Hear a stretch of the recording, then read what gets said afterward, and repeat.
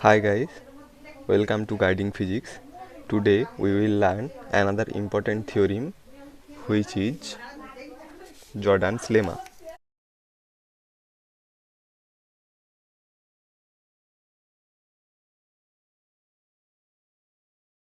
If fz is analytic except at a finite number of singularities and if limit r tends to infinite fz is 0 for all z equals to r e to the power I theta in the range 0 to pi, then limit r tends to infinite integration over cr e to the power I a z fz dz equals to 0 when a is greater than 0, a constant, and cr is semicircle of radius r in the upper half plane with center at origin.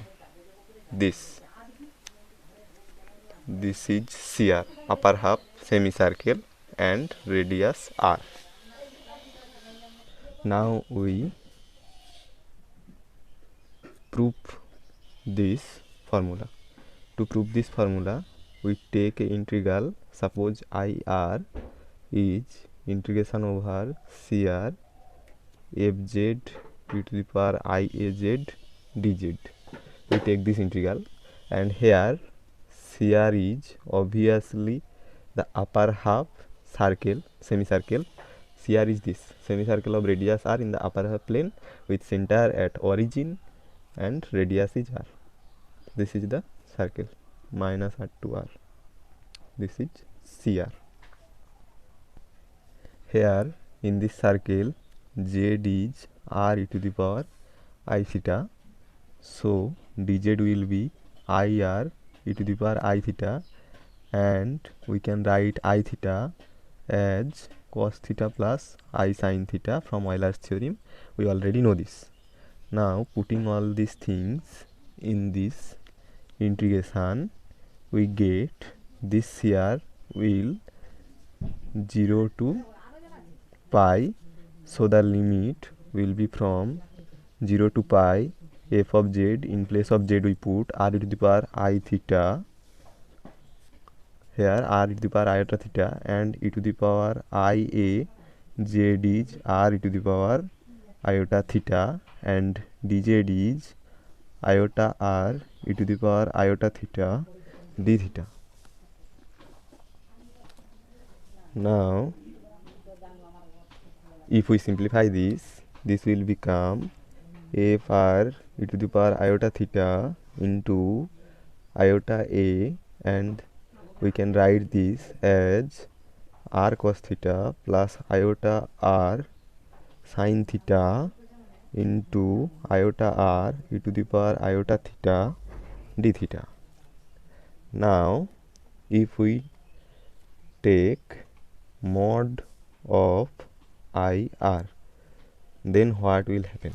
So previously we read this formula in my previous video, that integration whole mod integration over fz dz is less than equals to integration of mod fz mod dz. This will be less. Whole mod is always less than equals to separately mod. So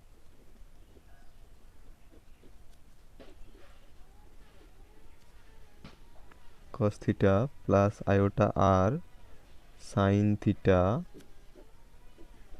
mod of ir e to the power I theta mod of d theta, and this will become less than equals to integration 0 to pi mod of this f of r e to the power iota theta. And now if we simply multiply this against this, this will become IAR cos theta II iota square, that is minus 1 AR sin theta, and mod of this will become R and this d theta. Now less than equals to integration 0 to pi mod of, and mod of this will become simply e to the power minus AR sin theta r d theta. Now we take RB sufficiently large so that mod of fz, that is the mod of f of r e to the power iota theta, is less than epsilon for all theta value between 0 to pi. So simply we take mod of f of r e to the power iota theta less than epsilon when r is very large, and if we take r tends to infinite, then from here we have to satisfy this condition, limit r tends to infinite fz is 0. So if we take limit r tends to infinite mod of this will be limit r tends to infinite epsilon less than, and this epsilon should tends to 0 when r tends to infinite. So when r tends to infinite, epsilon tends to 0. This is our condition and this is our assumption there that this is less than epsilon. So we put, if we name this equation 1, this is equation 2, then putting equation 2 in equation 1, putting equation 2 in equation 1, we get mod of IR is less than integration over this. Here we can write this R and this epsilon e to the power minus AR sine theta d theta. Now this again we have read that f of theta minus pi, if f of theta minus pi is f theta, then integration 0 to pi f theta d theta will become 2 into 0 to pi by 2 f theta d theta. So this will r epsilon integration 0 to pi e to the power minus AR sine theta d theta, and f theta is e to the power minus AR sine theta. So in place of theta, if we put pi minus theta, then this will become sine pi minus theta. F of pi minus theta will be e to the power minus AR sine, in place of theta we put pi minus theta, and we know that sine pi minus theta is sine theta. So e to the power minus AR sine theta, and this is f theta. So we can write this integral, this is called equation 3. We can write this as mod r is less than r epsilon into 2 0 to pi by 2 e to the power minus AR sine theta d theta. Now again we have another inequality, that 2 upon pi theta is less than equal to sine theta. This inequality is called Jordan's inequality. So we can graphically prove this inequality. If we take this axis as theta and this axis is f theta, now if we put y equals to sine theta, this will like so, this is the sine curve, and if we let y is equals to 2 by pi theta, then at theta equals to 0 y will be 0, at theta equals to pi by 2 y will be 2 by pi into pi by 2, that is 1.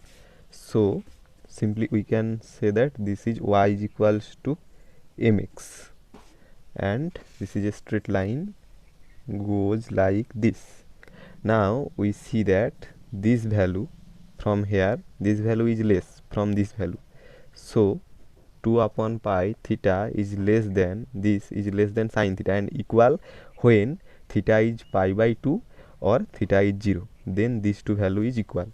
So simply put this inequality here, so we get this is 2 multiply, so we get 2 epsilon r integration 0 to pi by 2 e to the power minus a r into 2 upon pi into theta d theta. If we integrate this, then we get 2 epsilon r e to the power minus a r 2 upon pi theta by minus a r into 2 upon pi limit from 0 to pi by 2.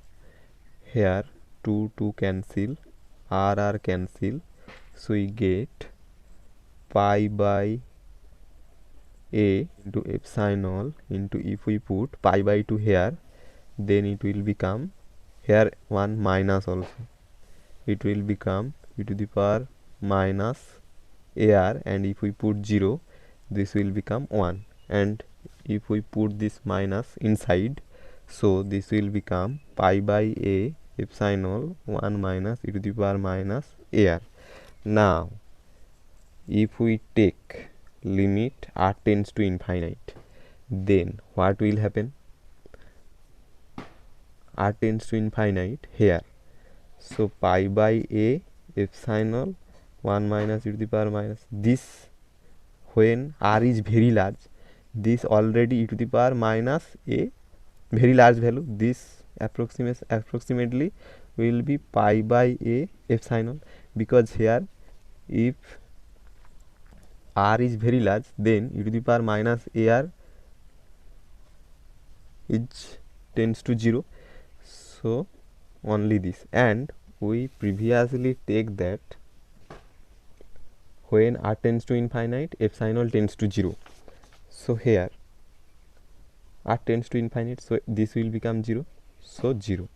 So basically we get this is becomes 0 when r tends to infinite, so limit r tends to infinite ir is becoming 0, and ir is this is ir, and if we put the value of ir, it will become limit r tends to infinite integration over cr e to the power iaz fz dz equals to 0. This is the Jordan's lemma. If you can't understand, then you can pause this video and watch slowly. Now let us discuss a problem in which we put this formula, this Jordan's lemma. Our next improper integral type is infinite to infinite fx function of cos x or sin x dx, where no poles on the real axis. So this is our type. If we take f of x is p of x upon q of x, then f of z will become p of z upon q of z, and we must have q of z equals to 0 has no real roots, so that they are having no poles on the real axis. If this has real roots, then we have poles on the real axis, but here we want no poles on the real axis, so this must be satisfied. And to apply Jordan's lemma, we have limit, we must have limit r tends to infinite fz equals to 0. To have this, we must have degree of qz is greater than degree of pz.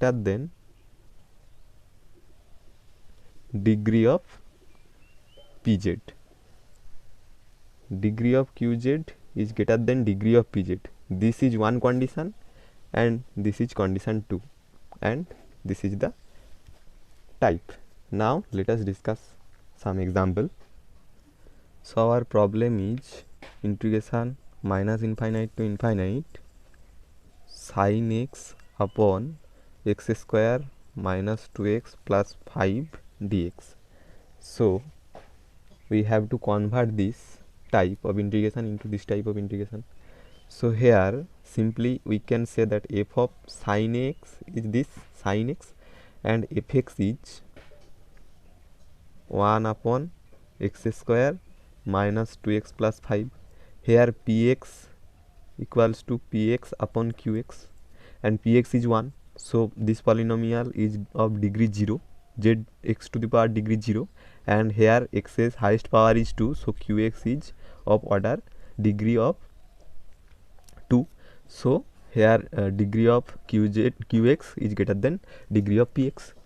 So this condition is satisfied, and if we see x square minus 2x plus 5, then x equals to 2 plus minus root over 4 minus 20 upon 2, that is 1 plus minus 2i. So we have no real roots of qx, so we have no poles on the real axis. So we can do this integral by this method. Now first of all write this integration over minus infinite to infinite sine x upon x square minus 2x plus 5 dx.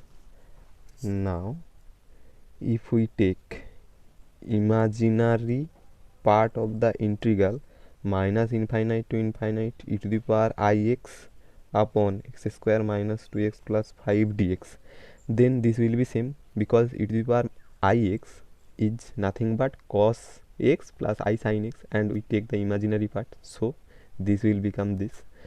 Why I am taking this part? If you can't understand this part, you can watch my previous videos. Now this is a improper integral, and we have to convert this integral to a contour integration by considering an integral such that contour integral e to the power iz upon z square minus 2z plus 5 dz. We considering this integral where c is the contour, this upper half semicircle of z equals to r e to the power I theta, and the real axis from minus r to r, and this is cr.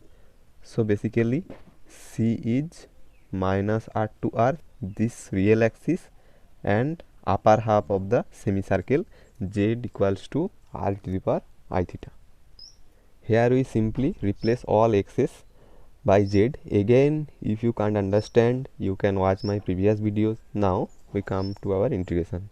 So this is look like e to the power iz fz dz, where fz is 1 upon z square minus 2z plus 5. Now as usual we have to find pole inside this closed contour C. This total contour is C. We have to find poles inside this closed contour C. To find pole, we put the denominator of this, let this is 1. Denominator of this equation 1 equals to 0. So z square, basically z square minus 2z plus 5 equals to, so this will become z equals to minus b plus minus root over b square minus 4ac by 2a, and this will become 1 plus minus 2i. Let one root is 1 plus 2i, which is say alpha, say this is alpha, and another root z is 1 minus 2i, say this is beta. Now locate these two. One is 1 plus 2i, means 1 plus 2i somewhere here, this is alpha, and 1 minus 2i here, So beta is outside this closed contour C. So we only take z equals to alpha, that is 1 plus 2i. This, as z equals to alpha is inside the closed contour C, we have to find residue at z equals to alpha, because this alpha is only inside the closed contour C. So residue at z is equals to alpha power iz fz will become limit z tends to alpha z minus alpha e to the power iz by this z square minus 2z plus 5, and we can write this z square minus 2z plus 5 z minus alpha into z minus beta equals to 0, this way. So here z minus alpha into z minus beta, z minus alpha cancel, and if we put the value of alpha here, e to the power I alpha by alpha minus beta, and if we put the value of alpha and beta here, we get e to the power I by. Now use Cauchy's residue theorem. Cauchy's residue theorem says that e to the power I fz, this is the whole function here, it dz equals to 2 pi I summation over summation of residue. This r plus is residue inside the closed contour C, all residue here, only one residue. So this is this. Now if we split this integral, this become minus r to r, and minus r to r, it is in real axis. In real axis the imaginary part will become 0. So z is basically x plus iy, iota y, and this imaginary part is 0. So z is x and dz is dx. So we can write this as e to the power ix fx dx plus, here we have gone from here to here. Now this part, this is integration over cr e to the power iz fz dz equals to 2 pi I into the residue is e to the power I upon 4i this, and this will become pi by 2 square e to the power iota. If we taking limit r tends to infinite both side, let us say this is equation 2. In equation 2, taking limit both sides, so limit r tends to infinite minus r to r e to the power dx will become minus infinity to infinity e to the power ix fx dx, and here limit r tends to infinite integration over cr e to the power iz fz dz is here Jordan's lemma comes into play. If we put limit r tends to infinite fz, then we can see that limit, that is r tends to infinite 1 upon z square, here from equation 1 fz is, we can say fz is fz is z square minus 2z plus 5. Here this will become 0, because this is limit r tends to infinite 1 upon, here it is r square e to the power I 2 theta minus 2r, this is, here we can take a common r. So limit r tends to infinite 1 upon r into 1 upon something, and if we put r is infinite here, so this will become 0. So this limit is 0, and according to Jordan's lemma, if this limit is 0, so we can put this as 0. So put these two things in equation 2, here this, so this is 0 and this will become this. So we can write integration minus infinite to infinite fx e to the power ix dx is this pi by 2 square e to the power integration over minus infinite to infinite e to the power ix upon x square minus 2x plus 5 dx is pi upon 2 square, and we can write e to the power iota as cos 1 plus iota sine 1. Now we have to find this part, and this is nothing but imaginary part of this integral, and we have find the value of this integral is nothing but pi upon 2 square into cos 1 plus I sin 1. So this will be simply imaginary part of pi by 2 square into cos 1 plus I sin 1, and imaginary part of this simply pi upon 2 square sin 1. So this integration answer is pi upon 2 square sin 1. Hope you like it. Thank you.